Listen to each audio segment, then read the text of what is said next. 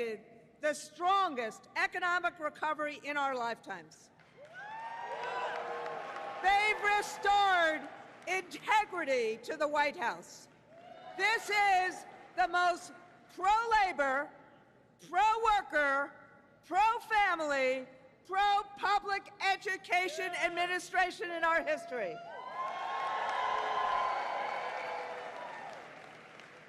Now, we have an opportunity to make history again. Kamala Harris has led the fight for our freedoms, to make our own decisions about our own bodies, to live safe from gun violence, and the freedom to join a union. Kamala Harris fights for a future where every person has the opportunity not just to get by, but to get ahead. So, the Vice President is right behind us.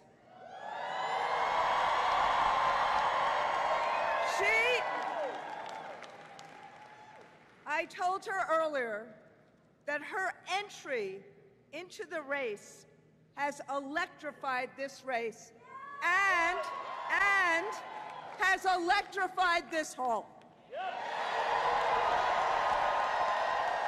So, my friends, we all know there's a lot of teachers in this hall, so we all know a lot about assignments.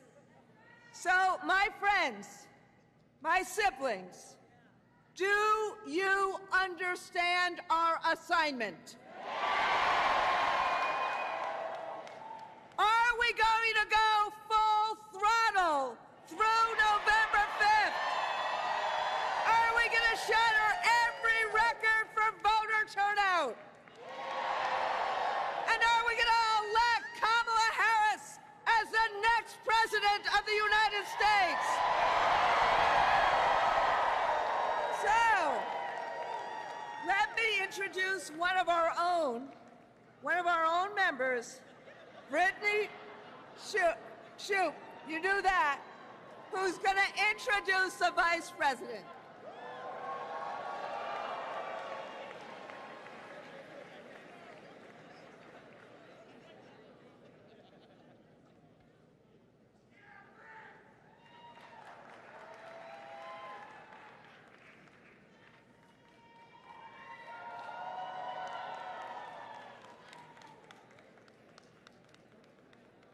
Hello, AFT family. My name is Brittany. I'm a proud member of the Pittsburgh Federation of Teachers, Local 400. Now, I've only had 3 pinch me, I don't believe this is real moments in my life.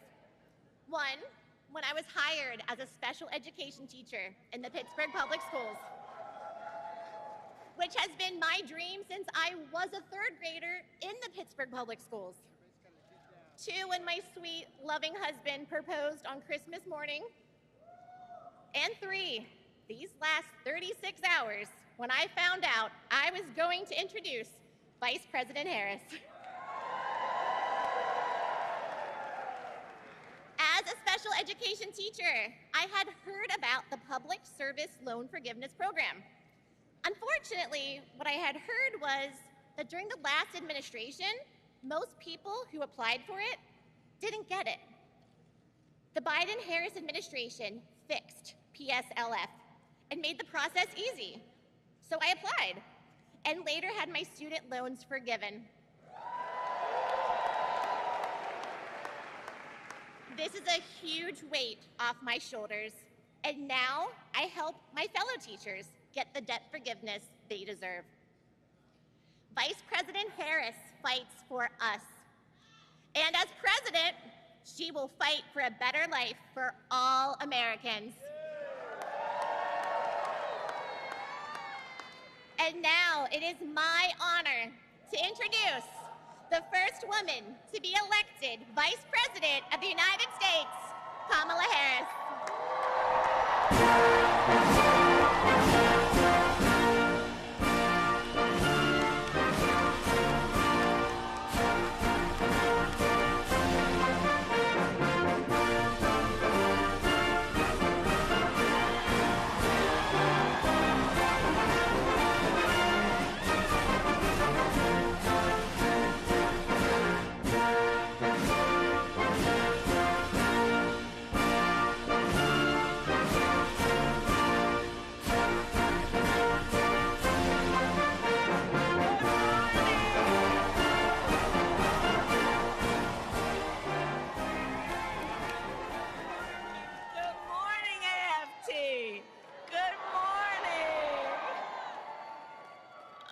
my goodness, it's so good to be with everybody. Please have a seat. Please have a seat. If you have a seat, please have a seat.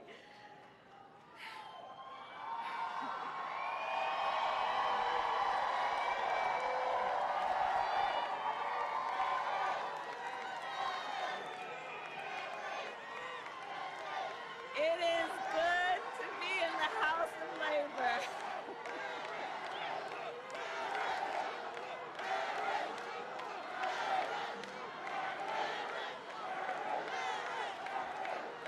Thank you. Thank you. Thank you.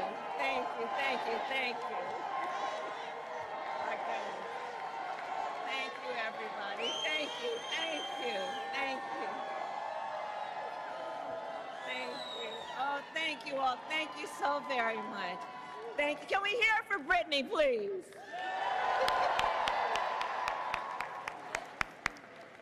Oh, thank you all. It's so wonderful to be back with everyone here. Thank you. That means so much more than I can say.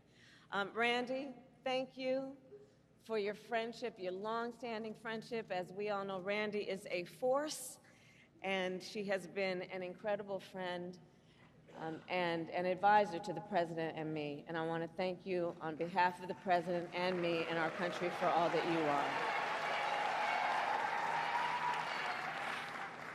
And I want to begin by saying a few words about our President, Joe Biden. You know, right? Yeah.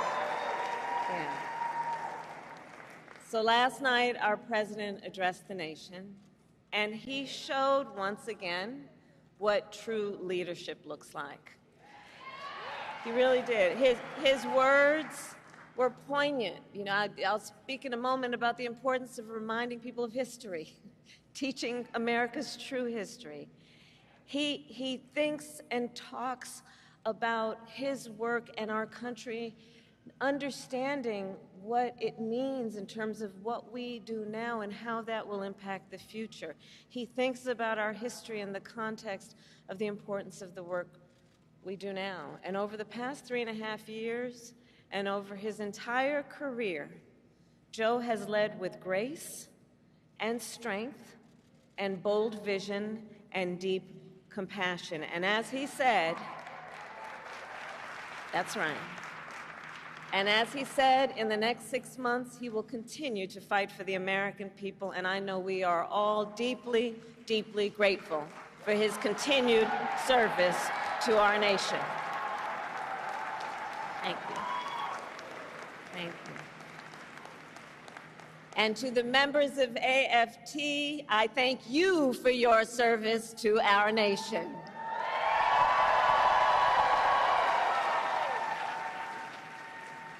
From the public service workers and higher education faculty to the school bus drivers and the custodians, to the school nurses and our teachers, you all do God's work educating our children, the whole ecosystem of who are AFT members.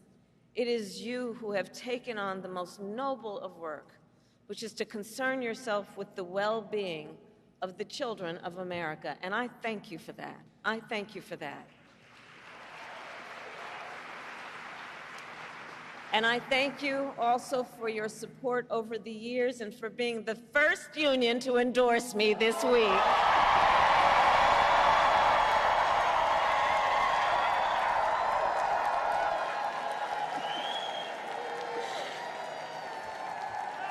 Thank you. I thank you. I thank you. And as you may know, I am a proud product of public education. Many of you know that my first grade teacher, Mrs. Frances Wilson, God rest her soul, taught me and educated me and encouraged me and inspired me. And years later, when I walked across the stage to receive my law school diploma, Mrs. Frances Wilson was in the audience. Yeah.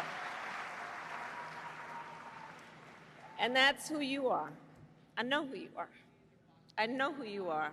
This work is personal, and it is professional, and it is so critically important.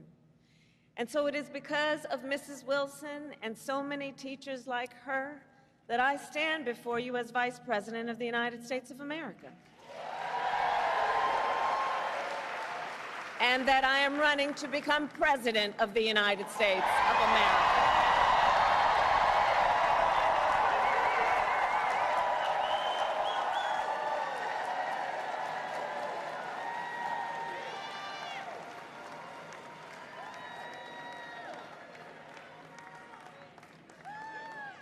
And what I know firsthand is that our teachers and all those who are here, all the members of AFT, I know that by nature you are visionaries.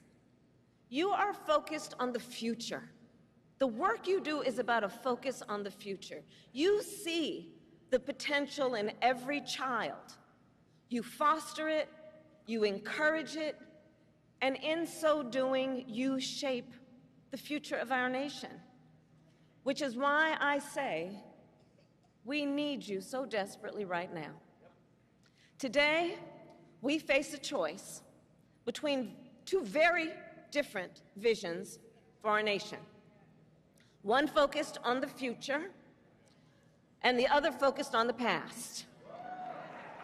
And we are fighting for the future.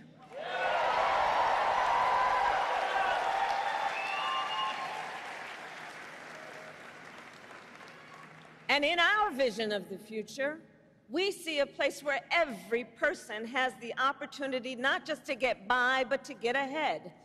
A future where no child has to grow up in poverty, where every senior can retire with dignity, and where every worker has the freedom to join a union.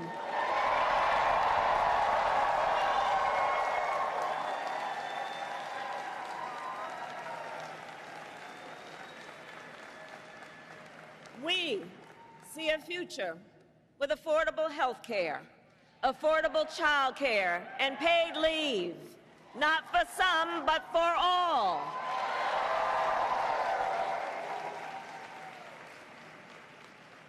We see a future where every student has the support and the resources they need to thrive, and a future where no teacher has to struggle with the burden of student loan debt.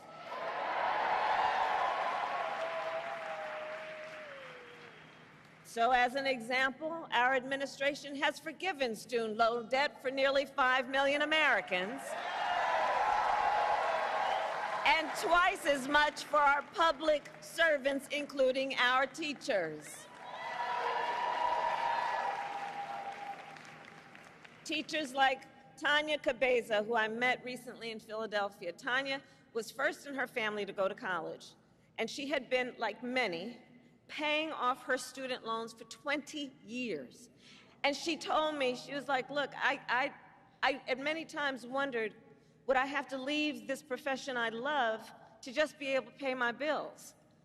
But I did it, I didn't leave, because I love what I do and I understand the importance.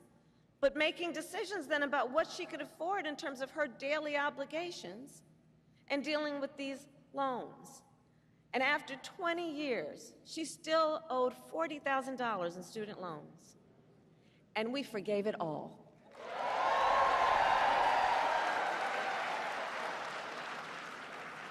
When she learned, she told me, she said when she learned that her loans had been forgiven, she said, well, me and my children knew our lives had changed, and we were just dancing.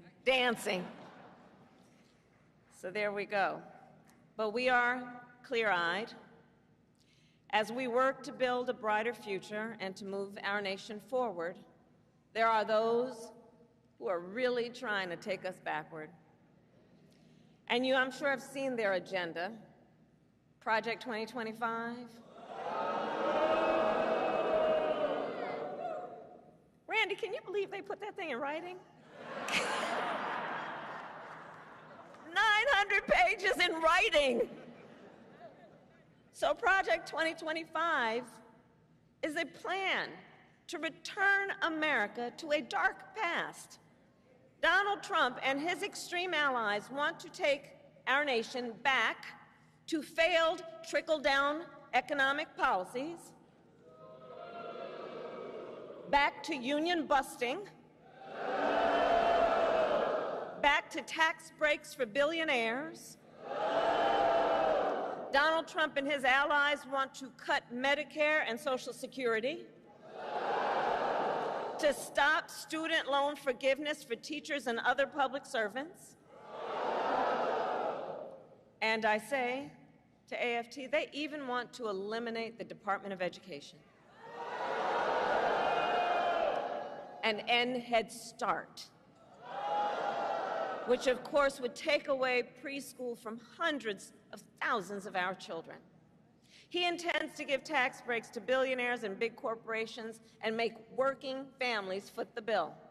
And he intends to end the Affordable Care Act. Now think about that, to take us back to a time when insurance companies had the power to deny people with pre-existing conditions. Remember what that was like? Children with asthma, women who survived breast cancer, grandparents with diabetes. You know, America has tried these failed economic policies before, but we are not going back. We are not going back.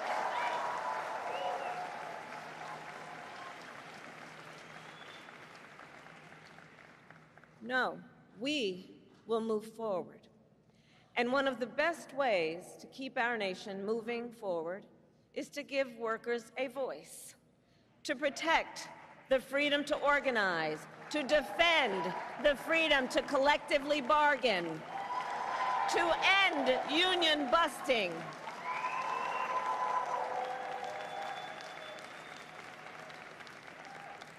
As head of the White House Labor Task Force, I have led our work to eliminate barriers to organizing in both public and private sectors, including for teachers. But there is more that we must do. President Joe Biden and I promised to sign the PRO Act into law, and I promise you I will keep that promise.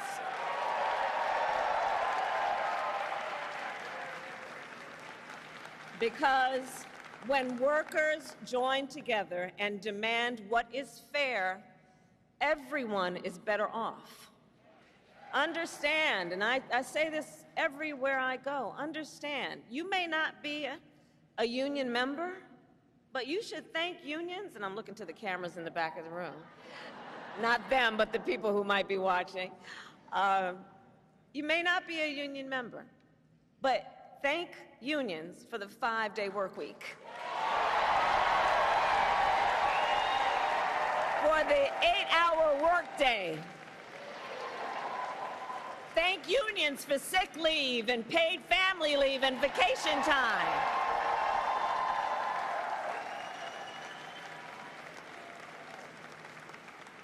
Because the fact is, unions helped build America's middle class. And when unions are strong, America is strong.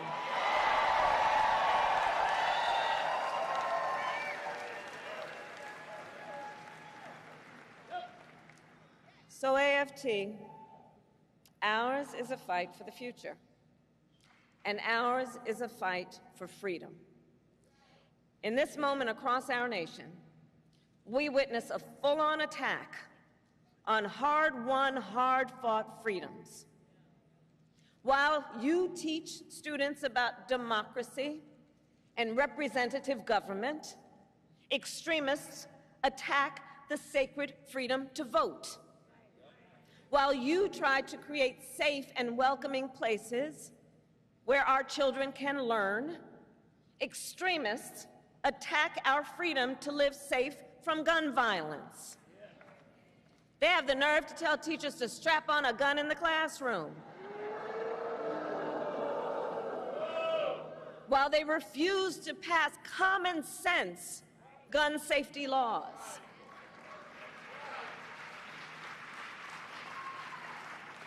And while you teach students about our nation's past, these extremists attack the freedom to learn and acknowledge our nation's true and full history, including book bans.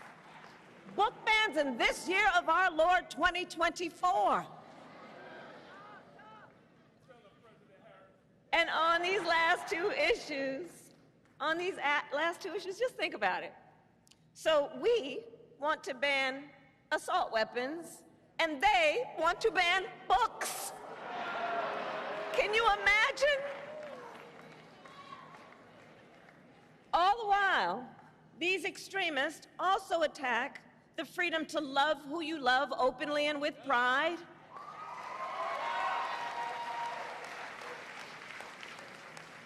They passed so-called don't say gay laws.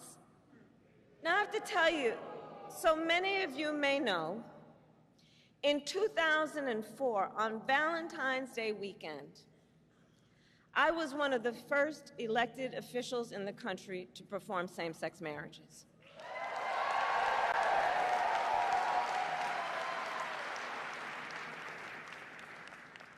So here's the thing.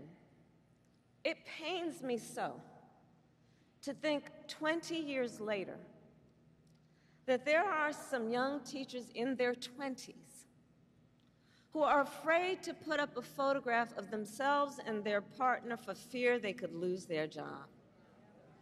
And what is their job? The most noble of work, teaching other people's children. And God knows we don't pay you enough as it is.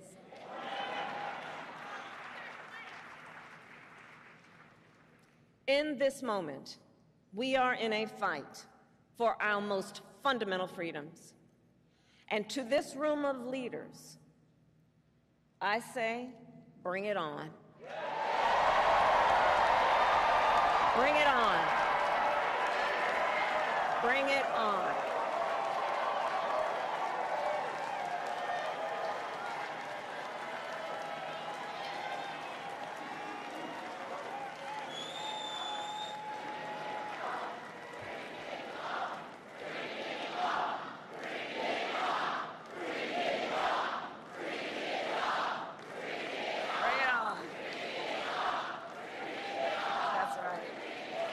Because here's the thing. We believe in our country. We believe in its promise of freedom. And the American people believe in the promise of freedom. So we are in the fight. We who believe in the freedom to vote will pass the John Lewis Voting Rights Advancement Act and the Freedom to Vote Act.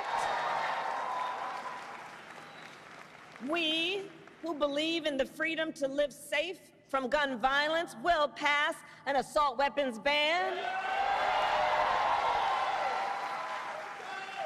We who believe that every American should be free from bigotry and hate will fight to protect our teachers and our students from discrimination and make sure every student can learn America's history. And we who believe in reproductive freedom will restore the freedom of a woman to make decisions about her own body and not have her government telling her what to do.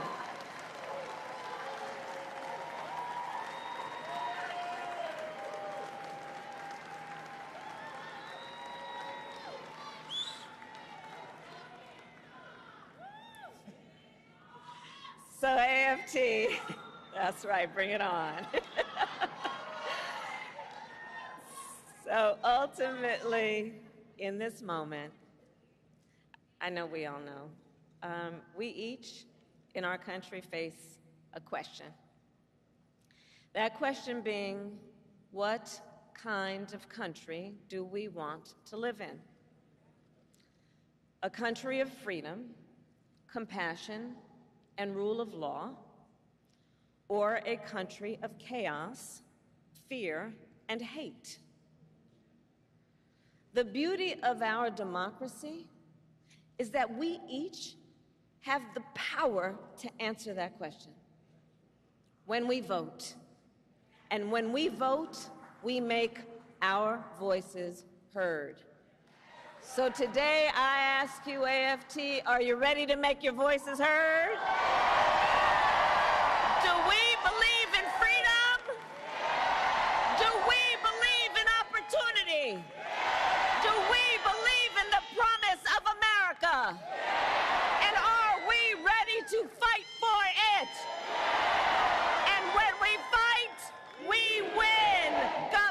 you, and God bless the United States of America. God bless you.